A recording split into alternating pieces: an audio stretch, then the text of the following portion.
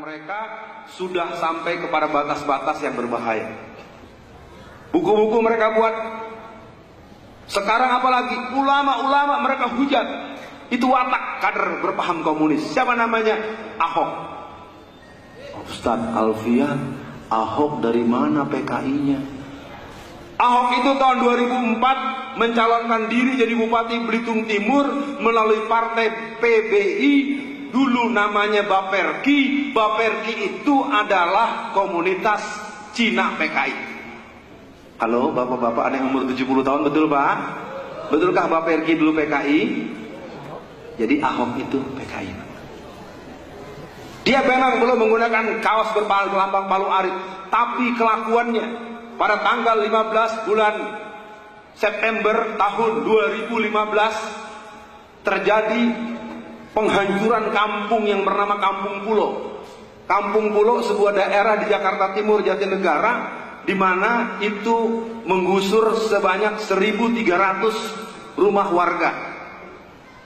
Jadi hari ini saya mau kasih tahu buat jamaah, PKI akan eksis kalau Ahok menang pilkada nanti. Karena Ahok ini punya kelakuan persis seperti seorang yang berpaham komunis dalam bentuk praktek. The man of action PKI itu namanya Ahok. Tanggal 15 September tahun 2015, Kampung Pulo, Jakarta Timur, Kampung Melayu, yang dekat dengan Cililitan, yang dekat dengan Kampung Rambutan, mungkin belum semuanya paham, tapi pernah dengar namanya Jakarta.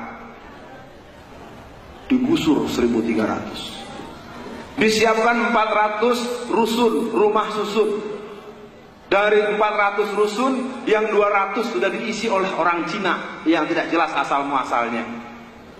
Kemudian tinggal 200, padahal yang butuh rumah 1.300. Apa arahan Ahok buat pejabat Pemda, termasuk kepada Satpol PP dan para aparat-aparat keamanan? Jangan berikan sebutir nasi pun pada mereka. Jangan berikan setetes air pun pada mereka. Kita teruskan kasus Luar Batang. Pernah dengar Luar Batang? Yang dekat Tanjung Priuk, yang mereka menggusur pada tanggal 11 April tahun 2016. Lalu jamaah tanya, Ustadz kok bisa hafal? Emang Ustadz anggota DPR? Bukan. Saya ini Alfian saja, dikenal dengan nama Alfian Tanjung, anak Betawi asal Sumatera Barat. Saya ini sangat mengikuti bagaimana Jakarta sedang diproses menjadi One China dan Imperium Contentum Christus bagian pusat. Jadi gerakan daripada politik yang ada di Jakarta harus menjadi gema buat kita yang ada di sini. Karena orang-orang Cina yang ada di Batam, orang-orang Cina yang di Palangkaraya, orang-orang Cina di Pontianak, orang-orang Cina Medan, pada tanggal 24 Januari yang lalu, tanggal merah, hari lebaran Cina, hari Imlek, mereka tidak menyelenggarakan peringatan agama mereka di daerah-daerah tersebut. Kelenteng-kelenteng, wihara-wihara, konyan-konyan, dan pusat-pusat ibadah mereka tutup, libur, dan mereka sudah datang ke Jakarta sejak tanggal 28 Januari 2017 untuk membawa KTP yang dibuat oleh si Ahok. Sejak Januari 2015 mereka datang membawa KTP Jakarta untuk mencoblos memenangkan nomor 2. Lalu Anda yang di sini bilang, kita kan bukan orang Jakarta.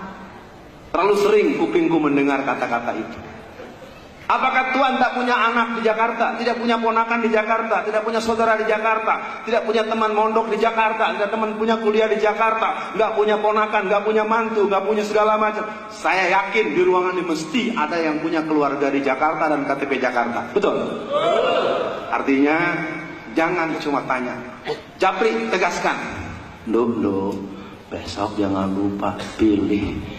Oke, ya. Kita harus, kalau mereka saja wallazina kafaru ba'duhum awliya'u ba'd. Orang-orang kafir bekerja sama untuk memenangkan mereka. Jangan sampai pada kita tahsabuhum jami'a wa qulubuhum shatta. Kau lihat mereka seolah-olah bersatu, pada hati mereka terpecah belah. Bersedia untuk mengingatkan saudaranya untuk coblos yang muslim? Siap. lakukan secepatnya, kontrol terus. Kalau perlu malam tanggal 19, ingatkan lagi, telepon langsung.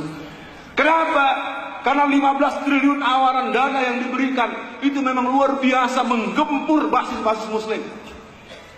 Kemarin pencoblosan di Jakarta, 100% orang-orang Cina pilih Ahok semua. Gereja-gereja semua pilih Ahok. Orang muslim 40% nyoblos Ahok. Nggak dipakai, ya Allah, ininya dibuang kemana? Al-Quran, kitab suci yang disimpan dalam laci, yang dikunci, yang dibaca kalau ada orang mati. Pantas. Kalau orang yang ma'rifatul Quran, zalikal kitabul la raiba fihi hudan lil muttaqin.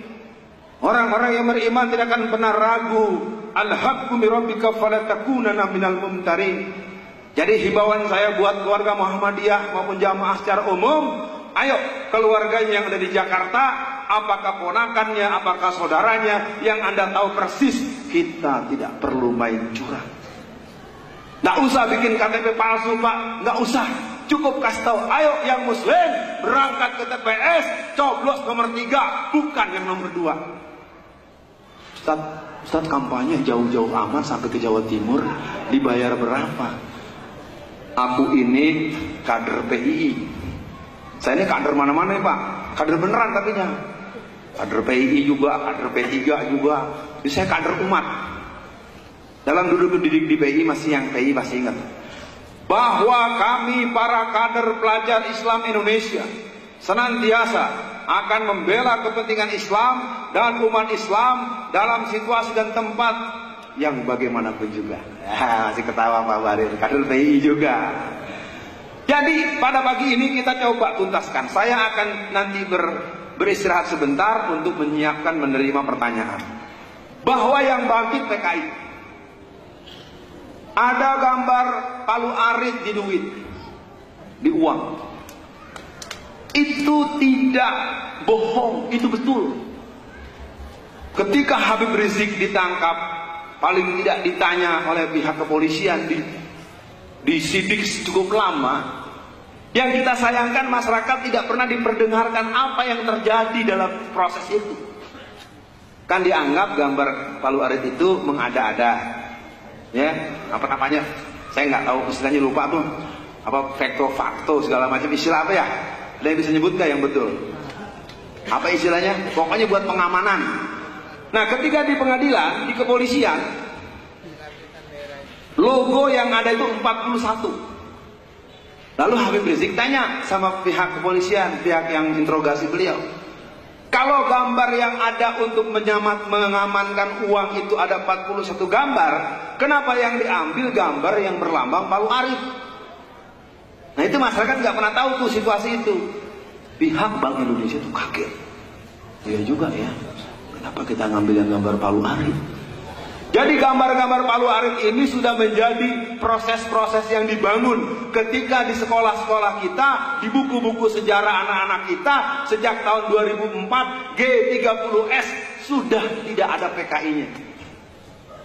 Jadi bapak-bapak guru nanti lihat ya di buku sejarah anak-anak itu nggak ada PKI-nya.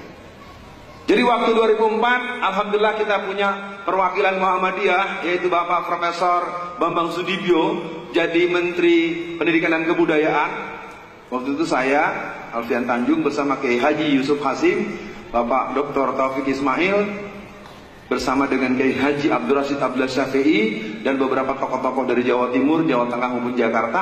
Kita mendatangi Bapak Menteri Pendidikan dan Kebudayaan. Pak Menteri, kenapa di buku sejarah tidak ada PKI? Jadi hari ini di buku-buku dan makalah-makalah yang sering ditulis oleh banyak para ahli cendekiawan dan sejarah itu tulisannya G30S saja.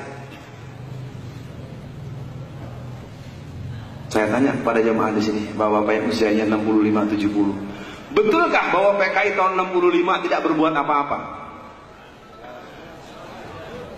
Ini kan persoalan serius, karena hari ini banyak orang-orang menganggap PKI ini sebuah cerita dongeng. Kalau kita belajar ilmu matematika, kita akan belajar yang namanya diagram Venn. Ini semesta, nanti ada bulatan A, bulatan B, bulatan C. Nanti ada irisan. irisannya namanya PKI. Dalam logika matematika, seluruh versi yang disebut, ini dokumen Gilchrist, konflik angkatan darat, ini adalah provokasi CAE, ada 9 versi, 6 versi, 7 versi. Pertanyaannya, kalau tidak ada PKI-nya, ada pemberontakan tidak? Berarti nggak ada cerita. Jadi sumber persoalannya adalah